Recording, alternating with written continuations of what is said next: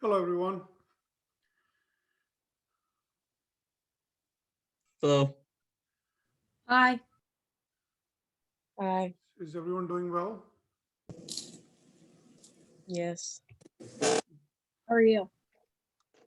I'm doing well, thank you. I see many students missing today.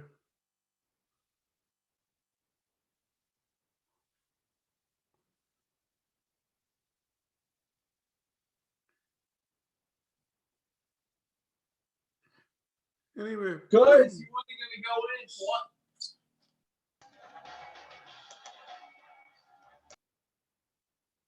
so as I'm looking at your grade sheets, I'm noticing that not even half of the students have attempted the homework on chapter 12 and chapter 14.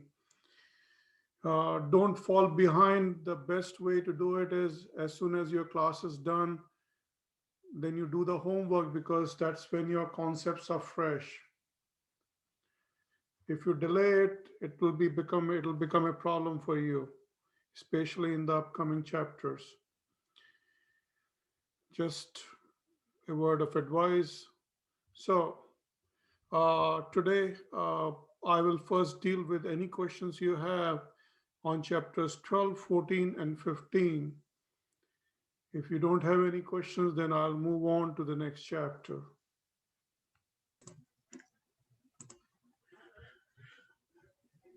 I actually had some questions on the chapter 15 quiz. This second question on it was all journal entries, Mhm. and it didn't have a factory wages payable account. So like whenever I was doing the indirect labor and stuff, I didn't know what account to use for it. It really like confused me. I wasn't sure if we should use cash or Which number problem? it's number 2 on the chapter 15 quiz. Okay, let me just first make sure that we are talking about the same problem and then I will explain it. Okay. Okay, this is what is shown as chapter 2 problem for me. Number 2 problem on quiz 15. No, it's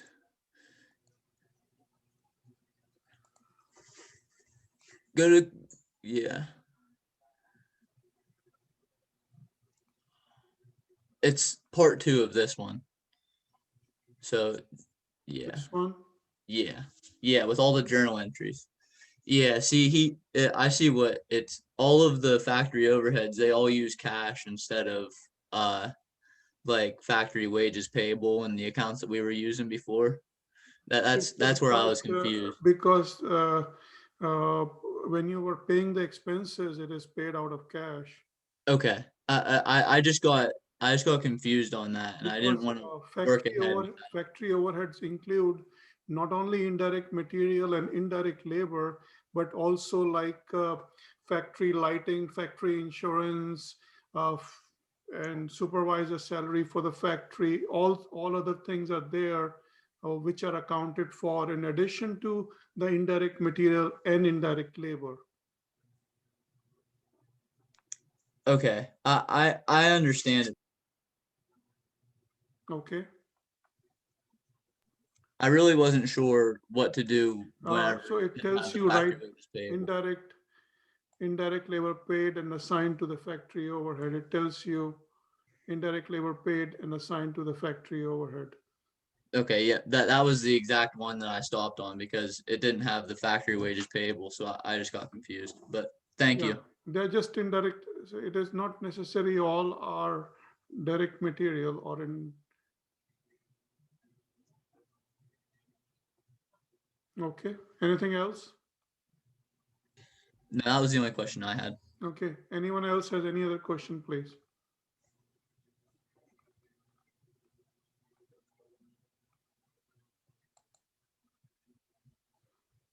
No? Okay. Because I really don't have anything new to add to these chapters. So what I'm going to do is Chapter 16 will not be in your exam 1, but will be part of your exam 2. But I will start on this one because when what I see is you're not, half of you are not, uh, for example, you have not started to work on it. Like chapter 12, about 15 out of 38 students have done it. Uh, chapter 14, only 7 of you have even started on it. So obviously chapter 15 will be even less, or no one has started on it. So that's why you don't have the questions. And uh,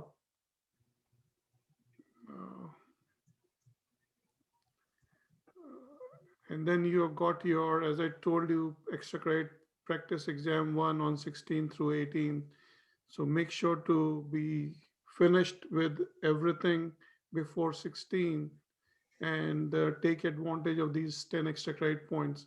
They do help to change the grades many times. So since it's extra credit, it's not going to harm us if we don't do well on it, correct? Exactly. You Okay. will only gain by doing it. If you don't do it, I'm not forcing you to do it. Okay. And you said it was 10 points? Yeah. Okay. Thank you. Yeah, that will give you an idea as to when students ask me, how would the exam be, kind of. So that's how, that'll give you some idea. But it should not be even a surprise, because it is just mix of some questions from 12, 14, and 15, either homework problem or the quiz multiple choice. You know what I'm saying? Means if I open it up, when I show it to you, it's the first is your cash flow statement. So, sorry, this is your cost of goods manufactured statement and cost of goods sold statement. So we went over this last time. Uh, so it's not a surprise. It's not going to be a surprise for you or anything like that, or preparing a statement of cash flows. It should not be a surprise for you to look at a statement of cash flow anymore. If you have practice problem, it's not a surprise. If you have not done it, then you can struggle with it for as long as you want. So that's all I means. This is the same problem that you have done. Okay. So try to keep up with the material. Uh, and your exam is on, I believe your first exam is on 23rd. Is it the 23rd or the 26th? 23rd, I believe. I just pulled up the syllabus. It says the 23rd. Yeah, all the assignments are ending on 22nd, so 23rd is your exam.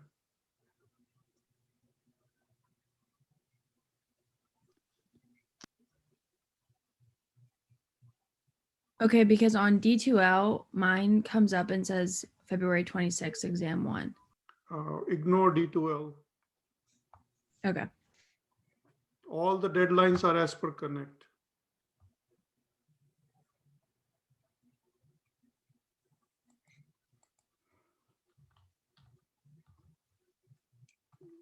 Like one day before, and what does the syllabus say?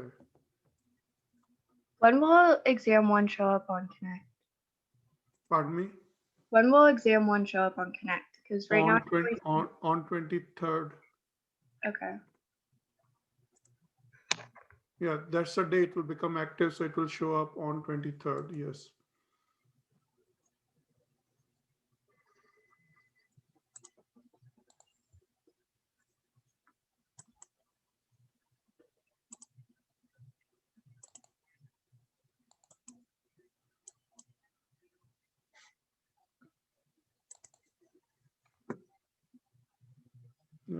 Means all the deadlines are as per Connect.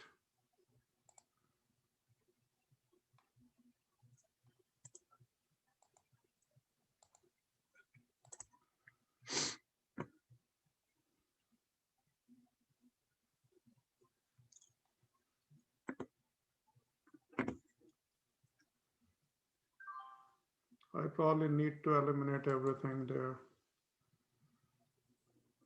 I'll delete everything over there in terms of schedule. Okay. Any other questions over there? And you said you wanted the exam to be 70% multiple choice?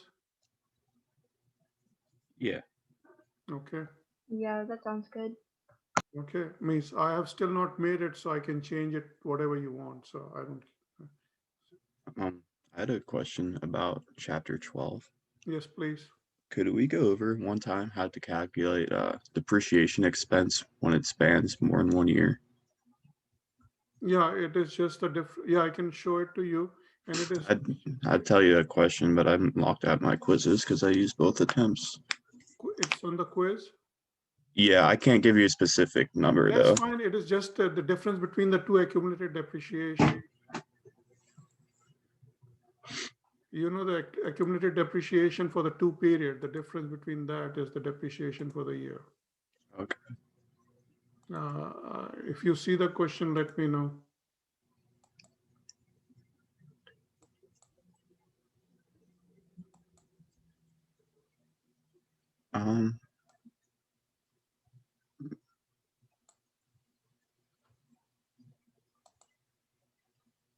This one? Yeah, it was this one. Okay, so basically, again, you have to make the T account. Equipment has a debit balance of 766,000 to begin with, and 620 is the closing balance, right? Right. Then next, your accumulated depreciation has an opening balance of 510, which is a credit balance, and then your closing balance is 436. Those two numbers are clear? Yep. Okay, then it tells you Ford company reports a depreciation expense of 42,000 for the year. So we know 42,000 is part of. So if you look at the difference between 510 and 436,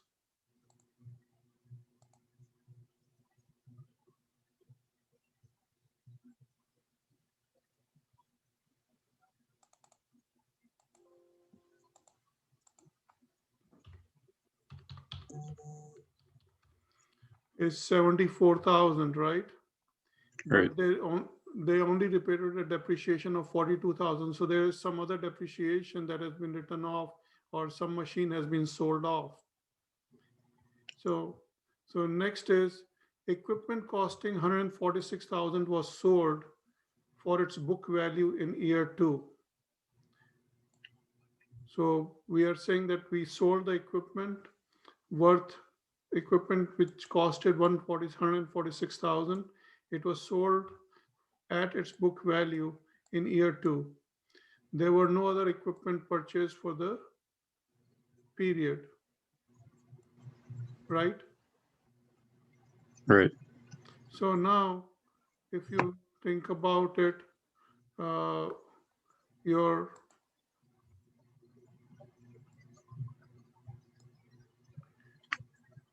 you started with an accumulated depreciation of $510,000, right? Right. That was what you can you see this? Yes. So you started with a beginning balance of depreciation for $510,000. And you had a depreciation that was reported for the year was $42,000. So it would have gone up by that amount, right? Right. And then you got a closing balance of $436,000.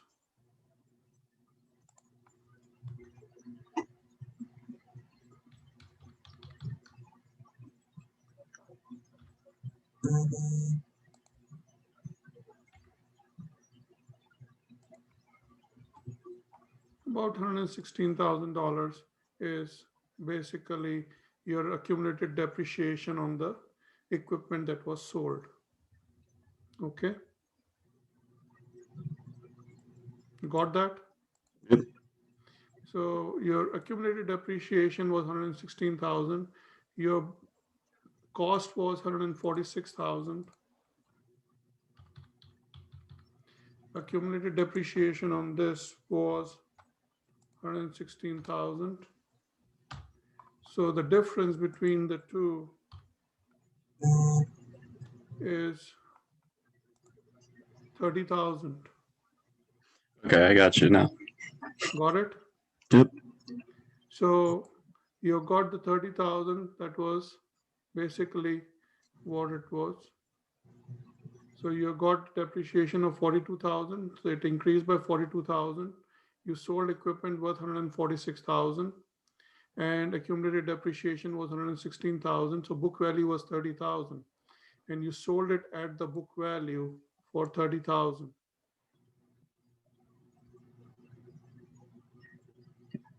Okay, I understand it better now. Thank you. Okay. Any other questions, please?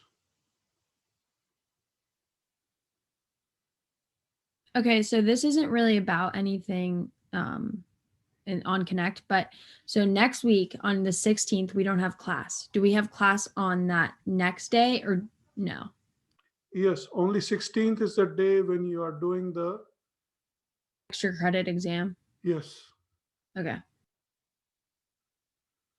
Thank you. Means you can all log in and talk to each other. That's not a problem. But I will not be there on 16th. Okay. All right, thank you. 18th, we will meet just as it is. I will either answer your questions or I will keep on going on to the next material. Means I've got only two options. Either I answer those questions or I add more to your knowledge.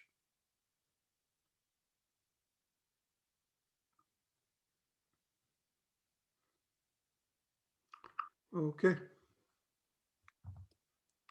So why don't you just compute, can you see number 11 on my screen? Yes. Okay, can you just do this quickly? See, give me the number, net cash flow from investing activities.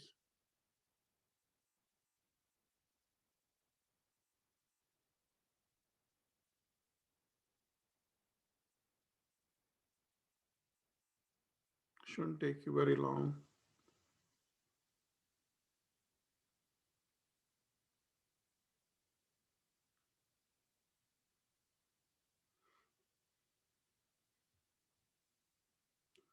Got it?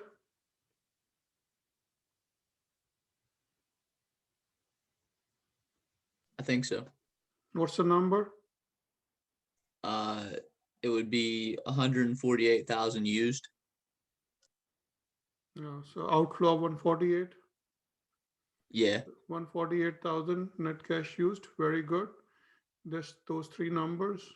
Purchase of equipment is outflow. Purchase of land is outflow. Proceeds from sale of equipment is an inflow. Okay. So any questions on this?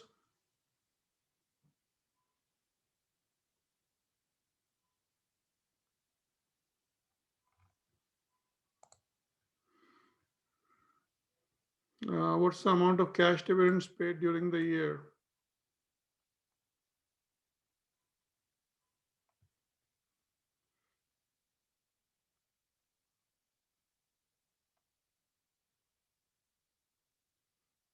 This one I had trouble with.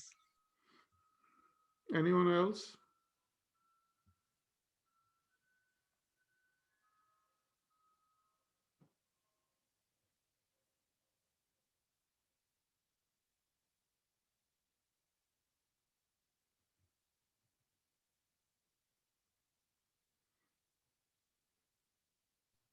I got 51,600. Very good. How did you get that? I took the cash dividends payable at the beginning of the year, subtracted the cash dividends payable at the end of the year, and then added the cash dividends declared during the year. Okay.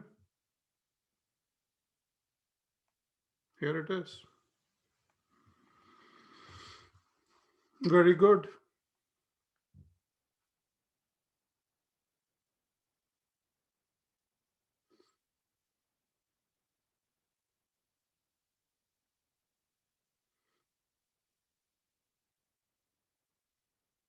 This is what you were supposed to pay, total of 27 plus 55. You were left with 31,400. So you basically paid 51,600.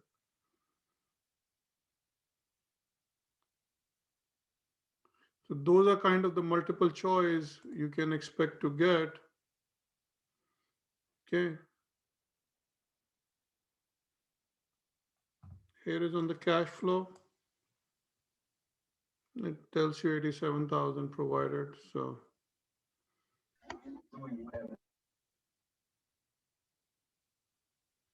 we know that out of the total, the 17,000 decrease was there. You know the net investing and net financing activities. So operating activities is the balancing number basically.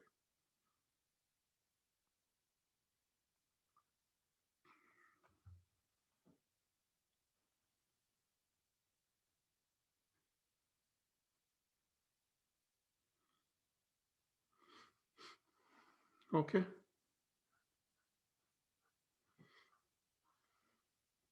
Because the changes in operating, investing, and financing activity tells you the net increase or decrease in cash.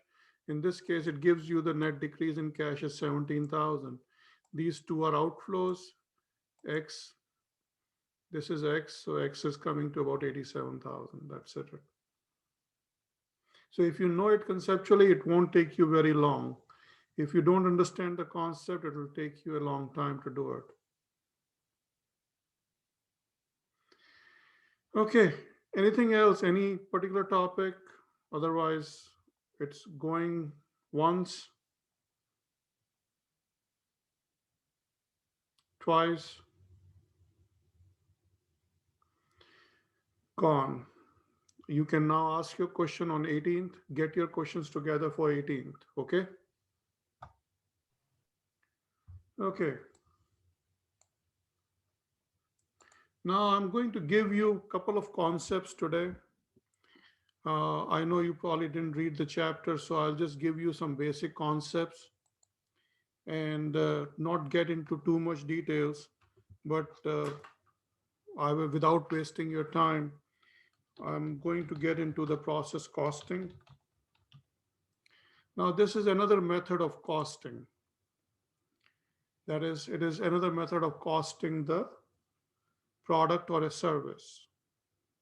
And generally, it is used for same products or similar products. Like I gave you the example, if I go and buy a stapler from Walmart, Swingline stapler, black, you'll probably get the same stapler. They're not very different. So if I give you a particular barcode number on it or particular item number, you'll get the same stapler. So, or when you get the gas or some chemical, those are basically the similar product. Or say potato chips, Lay's potato chips. So for example, when you get the potato chips, the company will buy the potatoes, right? Hopefully clean them, wash them, cut them, and then fry them, add salt, and then package, and then sell, right? So there are different processes that are taking place. This is process 1, process 2, process 3, process 4. Everything goes through the same process. So in each of the processes, a cost is involved. So in buying potatoes, there's a cost involved. And then when you bought them, they move on to the next process and so on. So you keep on adding some cost to it, and that's what happens. You go over it, you add the cost to a process. So what we are going to do is the cost still is the same. You've got direct material plus direct labor plus manufacturing overheads, like you had it in the job order costing. The only thing is we will accumulate the cost in each of the processes separately. So if this is say X, then this will be another X plus your direct material, direct labor, etc. for the next process, right? So you'll add the whatever new cost has been added during the process, you will add that.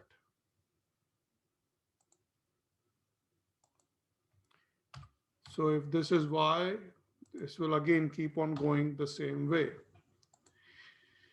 So the basic concept is same. The only problem that takes place is some of this is not complete. If it is incomplete, then how do you measure it? That's the basic issue in process order costing. To give you another example, yesterday I was looking at the number of students at IUP. There were about full-time students, about 8,400 full-time students, and about 2,500 part-time students, right? Now let's assume every 2 part-time student are equivalent of 1 full-time student. Why we need it in full-time student? Because the university will get the part of the money from the state government based upon the number of full-time students we have. So if full-time students are 8,400, and if I have to convert these part-time students into equivalent of full-time students, then they are basically 1,250 full-time students or full-time equivalent students. That basically means you've got 9,650 full-time equivalent students. Now, does everyone understand this?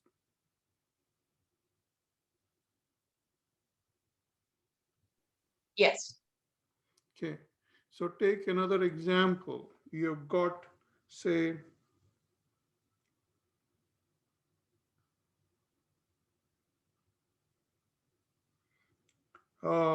suppose you've got, you know that your total cost is direct material plus direct labor plus manufacturing overhead. Also, you know that conversion cost is direct labor plus manufacturing overhead, because that's the cost that is needed to convert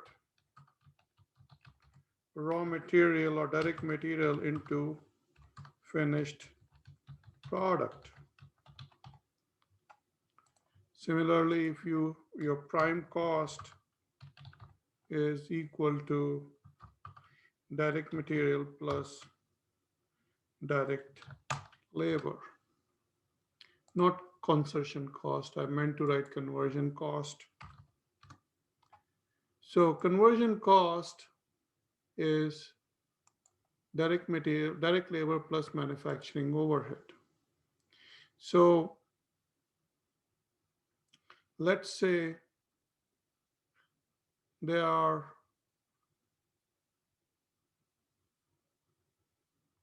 total of 500 units, and with respect to direct material, the completion is say 100%. They are 100% complete with respect to direct material.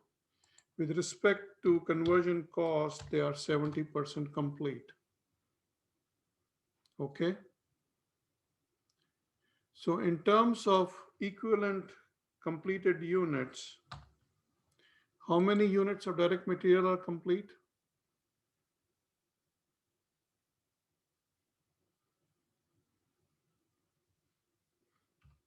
All of them? All of them, right? So 500 times 100%, they're complete. 500, right?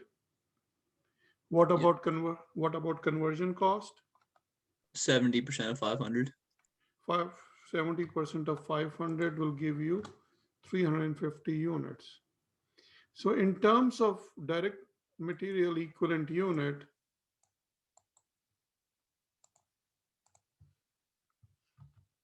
they are $350, 350 units, right?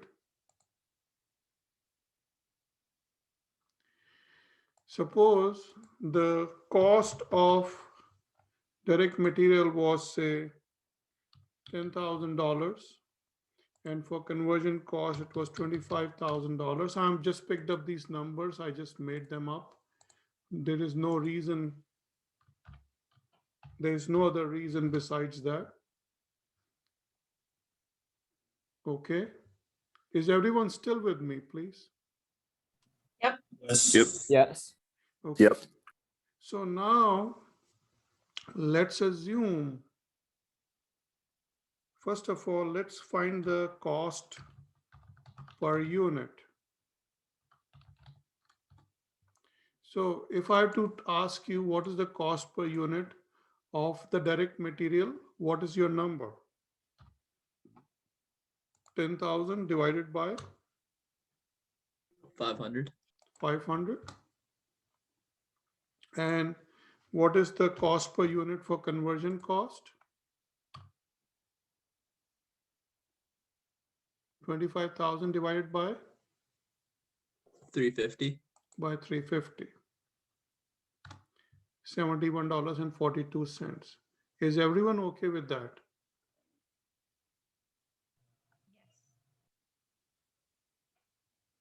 Where did you get the 25,000 from again? I just made it up. Okay. If you don't like it, I can change it. I don't care. You want me to change it? No, it's fine. I just didn't know if it came from a formula or what. So No, that's fine. these are made, both of these are made up numbers from the thin air. Okay. Any Yep. other question?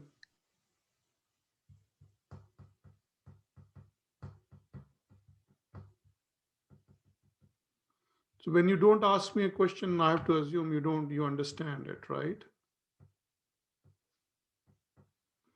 Okay. Then if I have to ask you a question that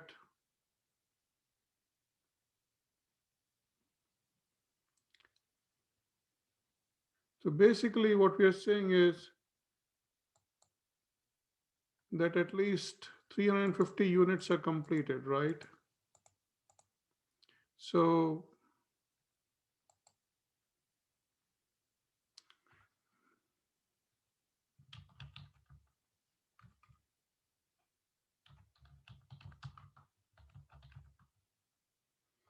they are completed units, both in terms of raw material and direct material. As far as inventory is concerned, say 150 units left, right?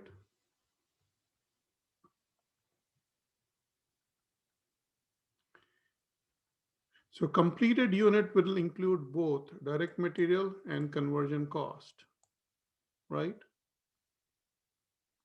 So Yep. what is the total cost of one unit?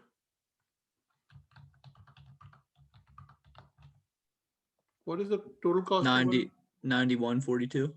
9142, which is basically 20 plus 71, right? Yep.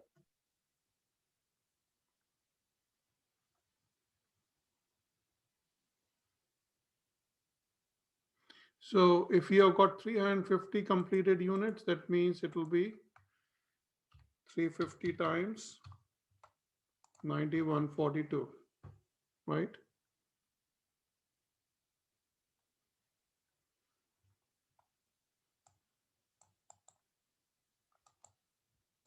Is everyone still with me, please? Yes.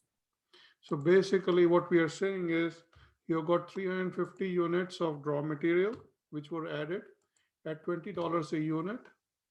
And we have got 350 units of conversion cost added during the period. And that is equal to 32,000. Or you can just do 350 completed units times 9142. Either way.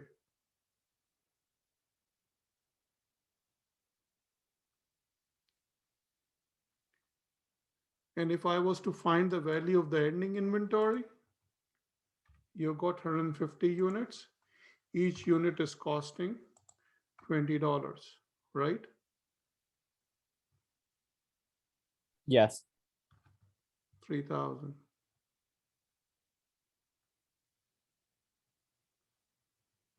If all these 350 units were sold, then your cost of goods sold will be 32,000. Right? Now, does anyone has any question about what we just now did? Yes. Why did you separate completed units and inventory? Is it just like for the problem or? Yeah, because what might happen, because these units are not completed, so you are not going to sell the incomplete units. It's a very good question. So what happens is you have certain beginning inventory, for example, right? And you have got what we call the transferred in units. That is, you might have it from one process to another process. Will be equal to whatever is transferred out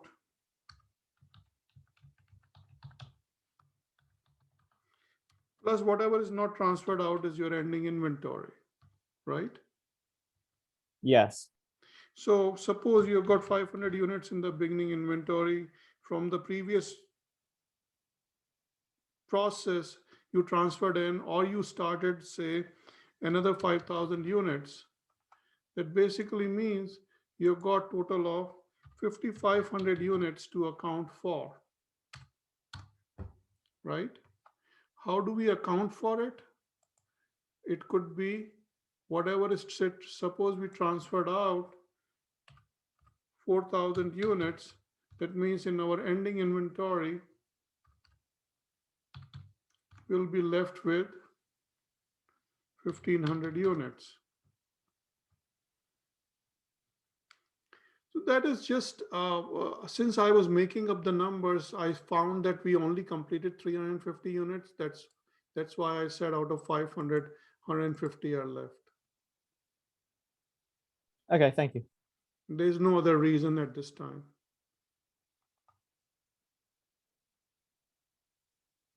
But I'm trying to get to a concept. That's why means.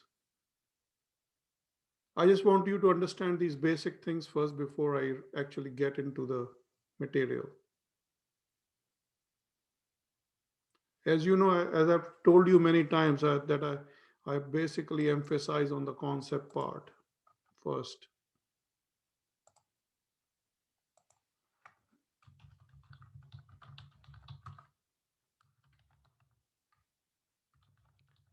And I'm going to make your life even easier by just doing one method in it out of the two methods for process order costing. So like we did only one method in cash flow, we did indirect method. In this chapter, we are just going to do one method, which is just for your information. It is called the weighted average method. Okay. That will basically eliminate about 30%, 40% of the chapter. Anyway, does everyone understand me here, please? I mean, that's, I need to make sure that everyone understands it. So first, what we did was we accounted for the number of physical units, which were 500. We accounted for the units, equivalent units, Then we found the cost per unit, and then we allocated the cost per unit. Okay.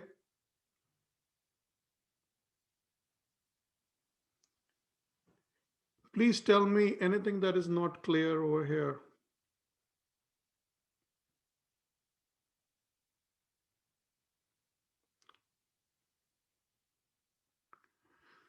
Okay, so if there are no questions, I have to assume that it is clear. Now I'm going to take an example and go over the same thing again. I don't want you to get bored with me on this, but I just want to make sure that you understand. Okay.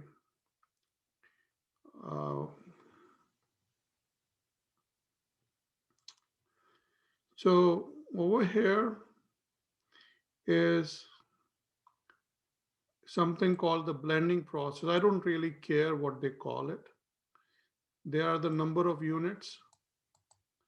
And here is the percentage of conversion. Okay.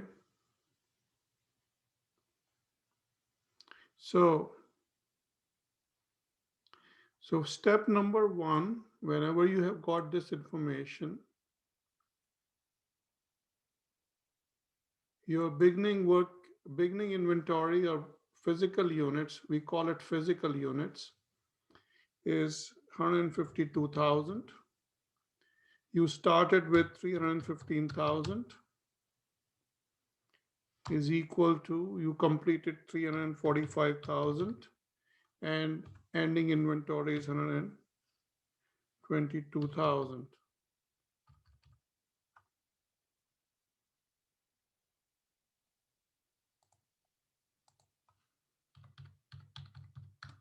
This is the first step to account for the units. We need to make sure that both the units, physical units, are same.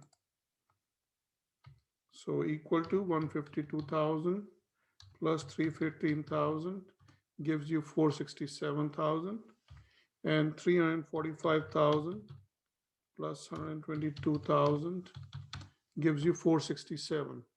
So this is what we say we have accounted for the physical units. Any question over here, please?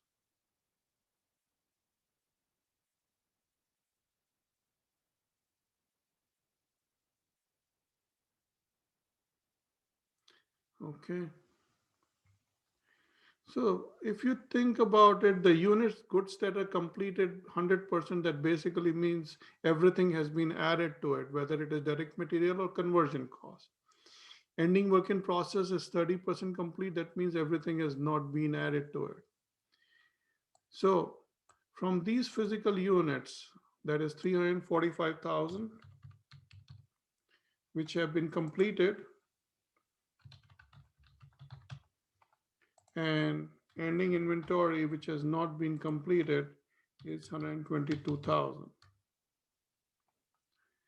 So obviously the units that have been completed is 100% complete, and the other one is 30% complete.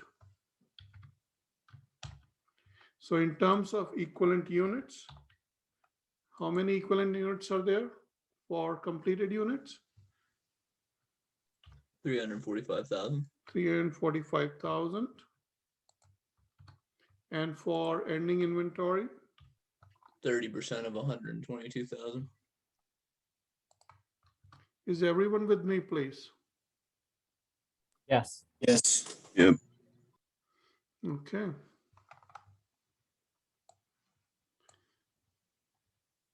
So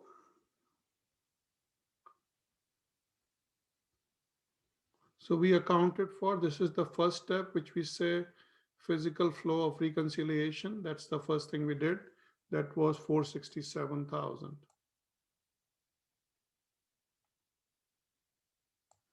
Any question on this part, please?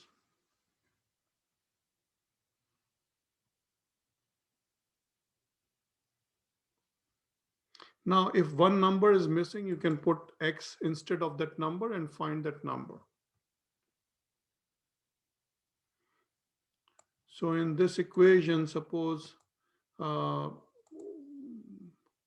units in the ending inventory were not given. So you can put X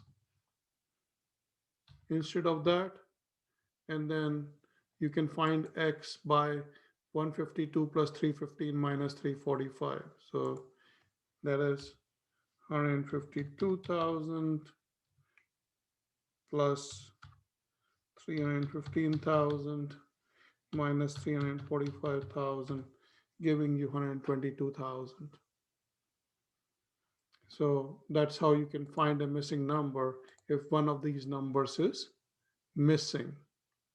Do not short circuit this step.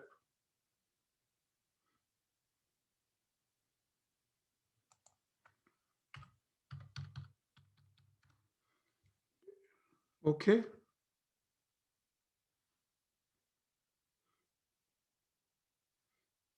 Any question?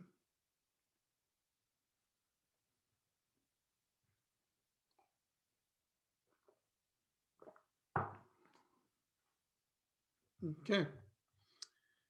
So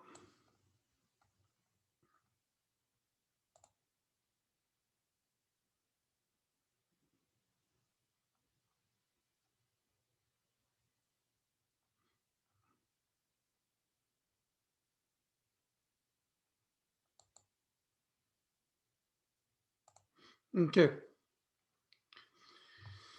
So now we have got the next problem. It has two manufacturing departments. They started with 12,400 units in the assembly department during November. Make sure you read the information that is provided to you, otherwise you will kind of miss out on something. So we know that you got the assembly department and the painting department. So in assembly department, they started with 12,400 units during November. And here are the other numbers. So you got the beginning work in process. So once again,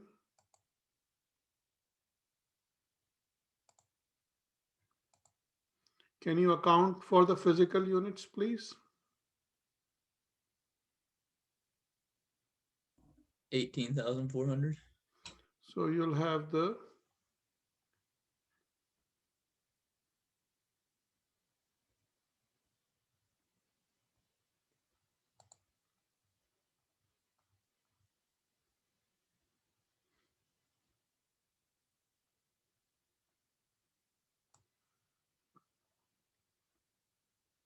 I'm trying to make it work somehow. How can it be 18,400? I just added up all the units. I wasn't sure if that's what you were asking or not. No. What I was asking you was to account for the physical units. Beginning inventory plus transferred in is equal to transferred out plus ending inventory. Oh, okay, then it would be 15,400. So beginning inventory, yeah, so it should be 3,000 plus 12,400 should equal to 10,000 plus 5,400. So this is the units to be accounted for, and this is how we have accounted for. Okay, I understand that now. So to account for, and these are accounted. So most of the time we'll be interested in these two numbers. Okay. So we've got 10,000 and then 5,400, which is 100% complete and 80% complete.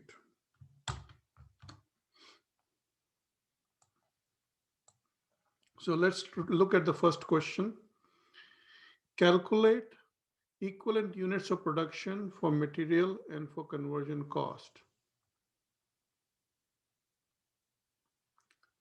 So in terms of direct material, it is telling you these units are 100% complete,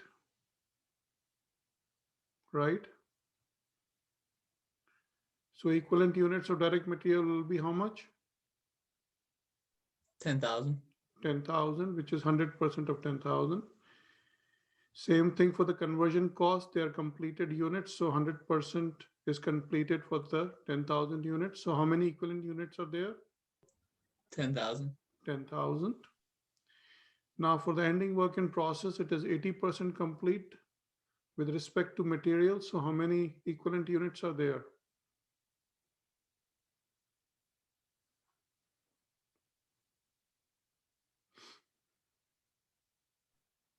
4,320. 4320, very good. And in terms of conversion cost for this ending work in process, it's 30% complete. So how many equivalent units are there? 1620. 1620. So we just basically put that information together. So for the direct material, you got 100% complete, 5,400, 80% of that, 14,320. Any question on this?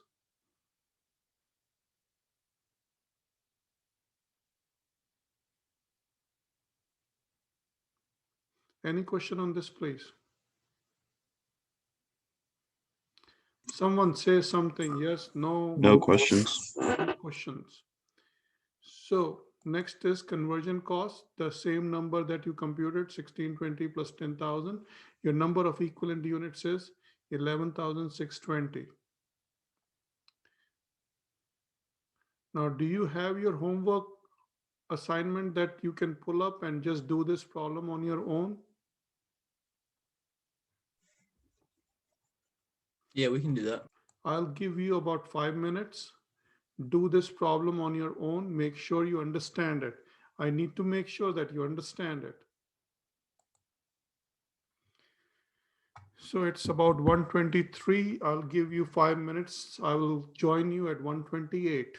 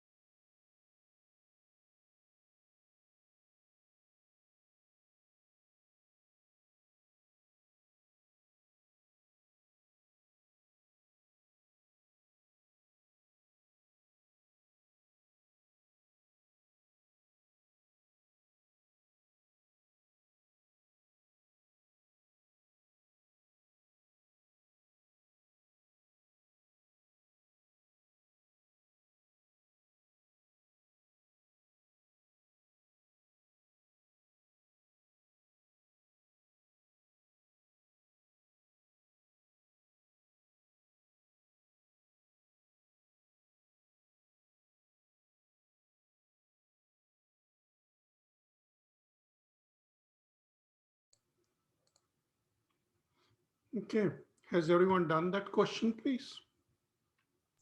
Yes, sir. Any questions? Is any debate or doubt about it? Well, would it matter if we used the beginning units and units transferred in? Would we still get the question right since it's the same number?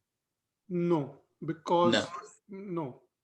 no. It's a good question, but this is, I'm not concerned about this part because this is what we have to account for. Out of this, what I'm costing for is whatever has been completed or it is in the ending inventory. Okay. Now, will the total cost be same? Yes, because you will start with certain cost and you will add certain cost and then you will split it between the two. Okay. When you add up the cost of the two, it will be the same as the cost on this side, but the numbers will be different. Okay. So we're only worried about the transferred out and ending inventory. Yes. Okay. Thank you. Any other question?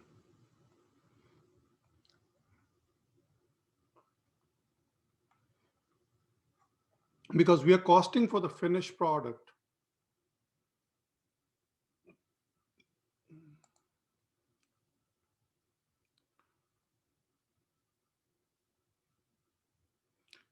So this is basically the same question. The only thing over here now is we are just finding the oh, it's 5-4. I need to ignore this question, which if anything says 5-4, just ignore it.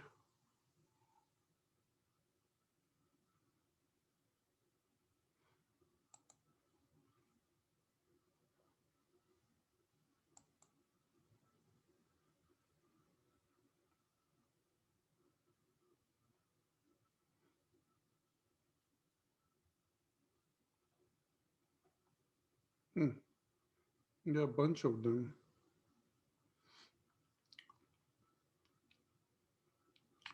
What I'm going to do is I will recreate this assignment on chapter 16 homework. Okay. Okay. Because I don't want to get the 5-4 part done at this time. Although I can, if you want, I can. Should I go ahead with it? Both the methods?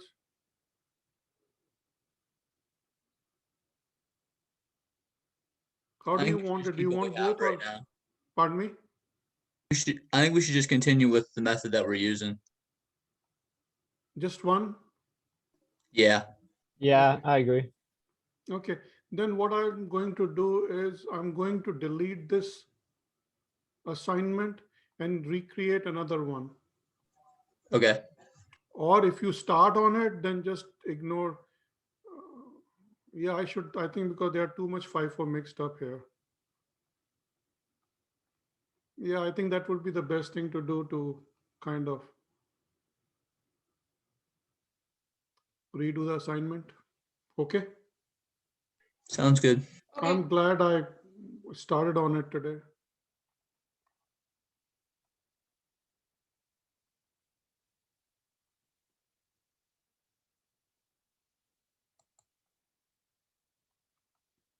Okay. So in this case, you know how to compute the equivalent units, right? Using this is the first method is called the weighted average. As the word suggests, it's just the weighted average of the cost. That's all it is.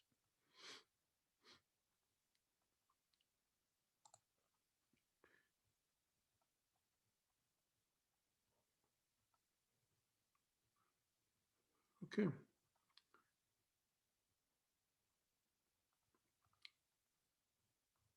So in this case, you know how to find the equivalent units, right?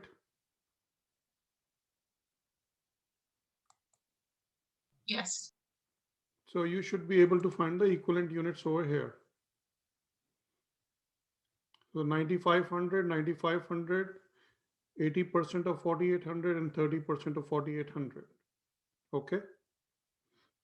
Now it tells you that the beginning work in process inventory cost is 3,819, consisted of 1,816 of direct materials and 2,003 of the conversion cost. So now we are going to get the cost together. Now I'm not making up the numbers, I'm just taking the numbers which have been given to me. So as far as the direct material is concerned, and then your completed units,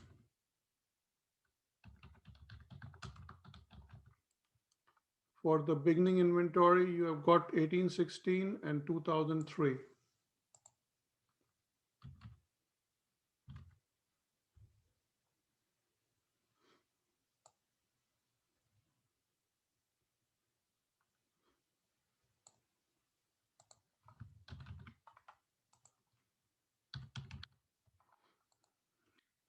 That's given to you. Then it tells you during the cost added during the month for 24,864 and conversion is 25,347. So 24,864 and 25,347. So your total cost of direct material is 26,680 and 27,350, right? And if you know the number of equivalent units, then you can find the cost per equivalent unit like we did earlier. So in this case, you got the cost to be allocated, which we said was 26,680. Number of equivalent units were 10,340. So first we found the number of equivalent units, which should not be a problem. And then we added the cost together like we did in the Excel, and then divided it by the number of equivalent units to find the cost per equivalent unit of direct material and the conversion cost.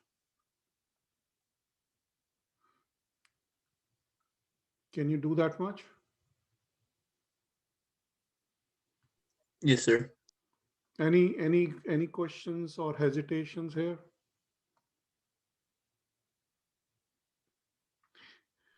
Okay, question. if you can do it on your own. We are on number 5, I believe. Whatever it is, QS 16-11. Please give me the cost per equivalent unit of production.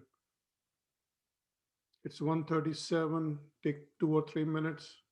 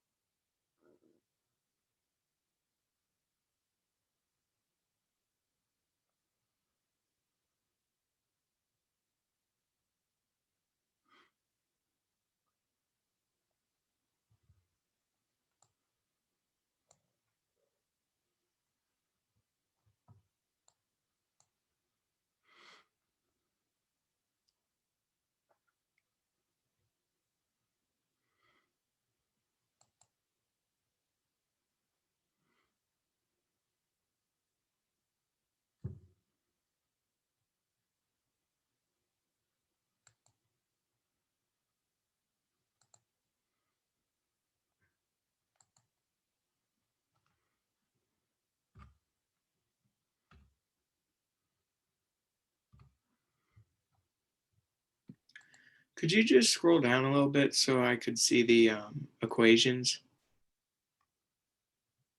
Thank you.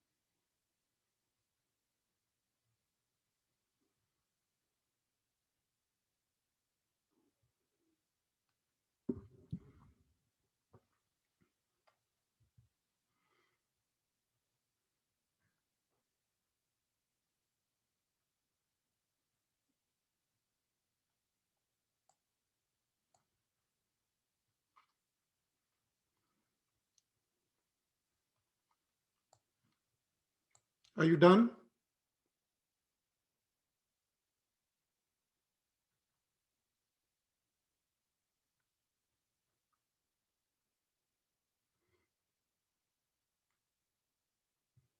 Yes.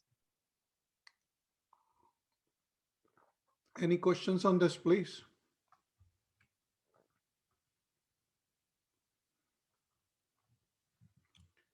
I think I understand it. Very good. That's what I like to hear. Now, the next step also we have done earlier, but I just want to go over it with me, once again.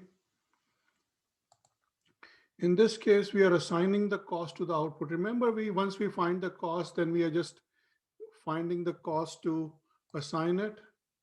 If you remember, we did this earlier, like completed 350 units, right? Remember this? Yep. We assigned 32,000 to the units which were completed. And we assigned certain costs to. So now that's what we are going to do next. So now you know you have got these units, same problem. You know how to find the equivalent units, right? You also know how to find the cost per unit. So now the only thing we are going to do is assign it to the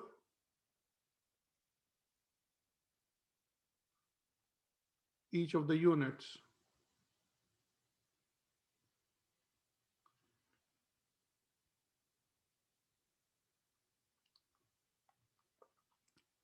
So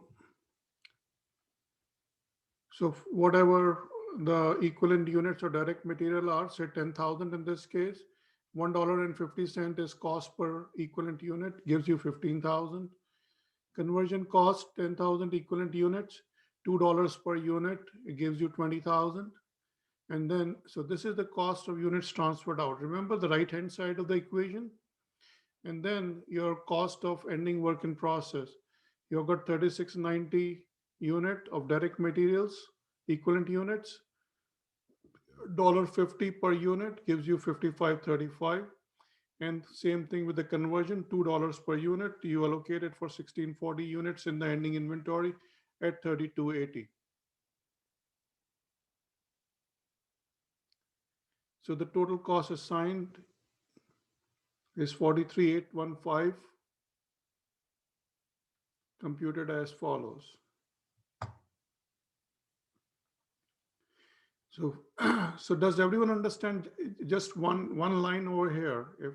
Once you find it cost per unit, you multiply it by the number of unit, that's all it is.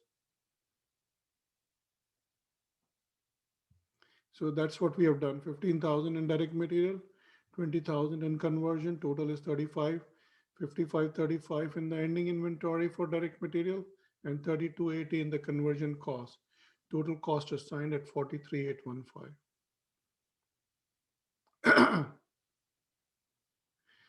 Okay.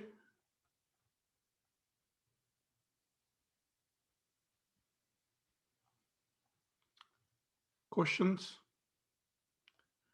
Try it. Well, I would like you to try this. I know it is 145. You can try it at home. This is number 6. And ask me question next time. I will pick up from here next time if you have got any questions. Okay, thank Sounds you. good. Thank you. But do you understand this concept? Yes. Yes. Yes, sir. It's just the number of units, equivalent units. You know how to find that. You know how to find the cost per equivalent unit for direct material and conversion cost. You're just multiplying it by the.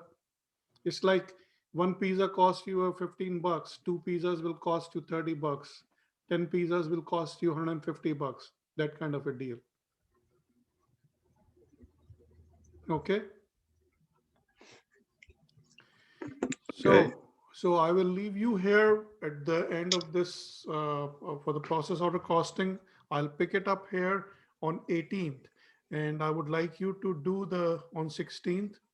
before 16, do all the homework assignments for the first 3 chapters and take your exam in under exam conditions. So you know exactly what the problems are, what you got wrong. That will highlight what you got wrong, and then you can ask me the questions. Once you start to do the problems, you will have the questions for sure. Okay? Okay. I wish you the best, and I will see you again on 18th. Bye. Thank you. Bye. Thank you. Have a Bye. nice weekend. Have a good weekend. Thank you. Take care, everyone.